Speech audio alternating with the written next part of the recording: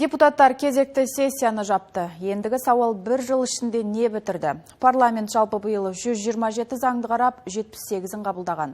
Дегенмен үкімет тарапынан кедергілер бар екенін өздерде жасырмайды. Жүйелі кемшіліктердің бірі дұрыс жоспарламау, заң жобаларының жеткілікті пысықталмауы және дайын болмауы. Депутаттардың түзетулеріне қорытындылардың уақытылы берілмеуі де ерекше назар аударуды қажет етеді. Мысалы, бала құқықтарын қорғау жөніндегі заң жобасы бойынша үкіметтің жауабы 5 айдан кейін келді. Соның салдарынан бұл заң мәжіліске енгізілгеннен кейін 2 жыл өткен соң ғана қабылданды.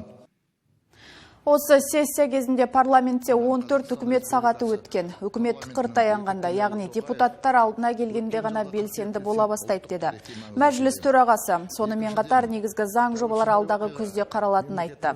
Сарапшылар осы демалысты депутаттар тиімді пайдаланып, өңірлердегі маңызды мәселелерді талқылайтын кездесулер ұйымдастырулары керек деп отыр.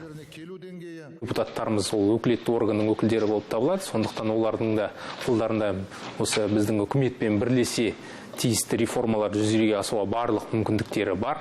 Халықтың көтеріп отырған маңызды мәселелерін осы үкімет алдында талап қоюына мүмкіндіктері бар. Сондықтан да қазір таңда осы сессиялық уақытта олар тиімді уақытта пайдаланып, ең маңызды деген мәселелерді талқылап, осы дайындықпен, осы қыркүйек айында басталатын жұмысқа қызу дайындықпен келеді деген ойымыз бар.